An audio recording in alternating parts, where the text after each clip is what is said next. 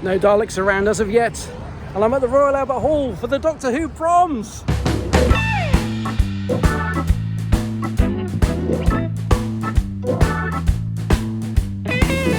On Monday, the 26th of August 2024, the Royal Albert Hall in London played host to the Doctor Who Proms. There were two performances, one in the afternoon and one in the evening. I went to the afternoon performance. Wow, I love the Albert Hall. Right, time for the Doctor Who Proms. I'm so excited for this. Once I'd got inside, I took a wander around, and the first thing I did was grab myself a programme for the event. Programme? I can have a look through this later.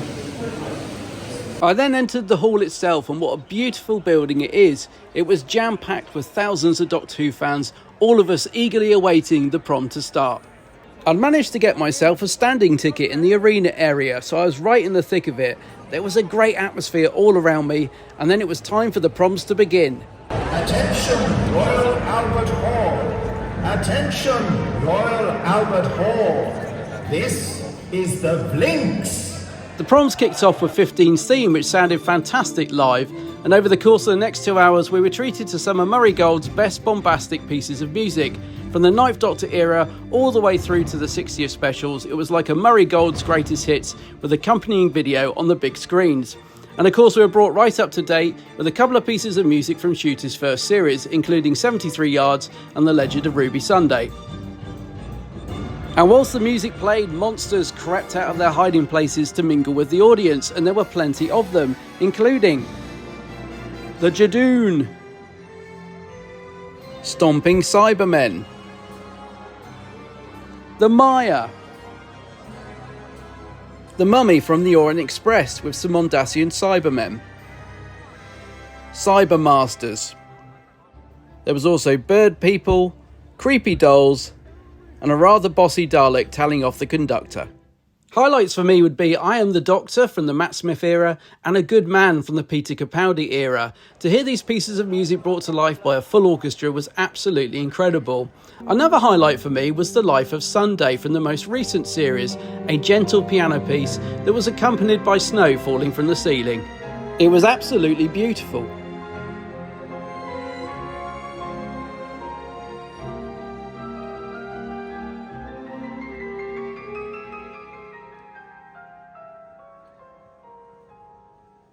And the 13th Doctor and composer Segan Akinola also got their moment to shine with a selection of clips and music from the Chris Chibnall era. It gave the proms a change of tone and actually fitted in really nicely. I thought Catherine Tate did a fantastic job hosting the proms, even if she did struggle to read the autocue at times. She was absolutely hilarious. Well, hello everyone! Now I know it's been billed as the Doctor Who Prom, but it's actually karaoke. And although Ncuti Gatwa himself wasn't at the proms, we did get an exclusive message from the 15th Doctor, who appeared just in time to stop the proms being consumed by Maestro. We also had a surprise appearance from Anita Dobson as Mrs. Flood. I'm doing all right. But how are you? I mean, never seen a prom before.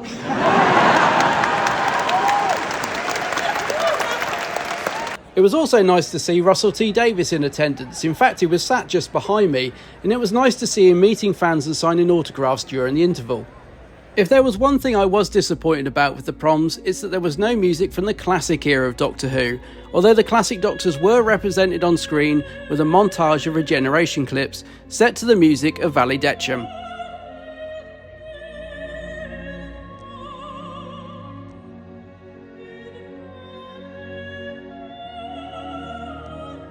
But I couldn't really complain. I'd had an absolutely fantastic time and loved every single minute. And as Catherine Tate herself said, there was only one way to end this prom, and that was with the Doctor Who theme.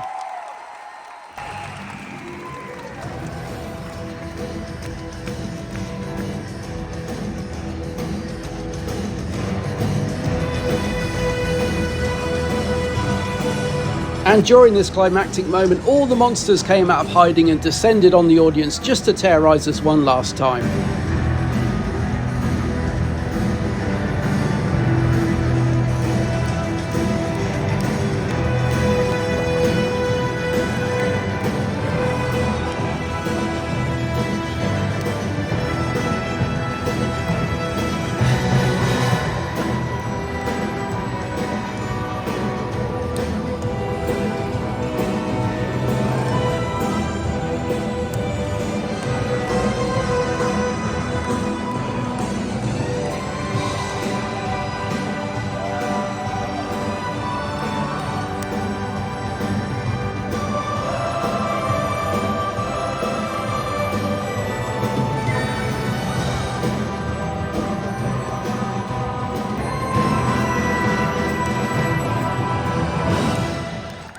And with that, we thought it was all over, but of course, there's always a twist at the end. There's always a twist, there's always a twist at the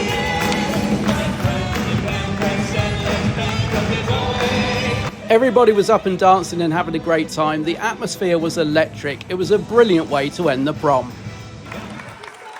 And with that, it really was all over, and it had been such a fantastic prom and great to share it with so many other Doctor Who fans. But it was time to clear the hall ready for the evening performance, and I remember thinking to myself as I left, those coming tonight, they're in for a real treat. And I thought I'd end the video by taking a look at the programme that I picked up at the prom. So really nice cover on this of all the Doctors. It's got the date of the prom on there, £6, so not bad value. Although having said that, a huge chunk of it is adverts. But when you finally get through all of these, we get to the Doctor Who content. So a couple of pages on composer Murray Gold, a couple of pages on composer Segan Akinola, a little write-up about Russell T Davies, a nice piece on Delia Derbyshire, and then we get to all the Doctors, and has a nice little write-up about the characteristics of all the classic Doctors. And then we get to the more recent Doctors, right up to the 15th Doctor Ncuti Gatwa. And then we get a list of the pieces of music that were played at the proms, which is nice. So it started with the 15th Doctor's theme, which was really good. We went through things like I Am the Doctor, which is classic. A Good Man, I really enjoyed that, Capaldi's theme.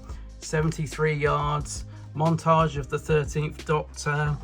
And then the last two were The Legend of Ruby Sunday, and it ended with the most recent version of the Doctor Who theme. Although we did get an encore of There's Always a Twist at the End, which was actually a really good way to end the prom because everybody got up and danced.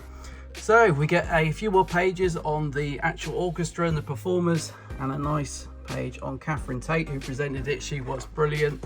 And then I think the rest of it is adverts. Oh, there's an advert for Jodie's new play. Yeah, the rest of the programme is all adverts. But overall, a nice little souvenir from the proms. So as I'm sure you could tell, I really enjoyed the proms, and I hope they do more in the future. And if you ever get the chance to go, I highly recommend it. It's also available to listen to on BBC Sounds at the moment, and apparently it's going to be shown on the TV over Christmas, which is really nice. Anyway, I hope you enjoyed this video. If you did, do check out The Geek's Handbag on Facebook, Twitter, X, whatever it's called, Instagram and TikTok.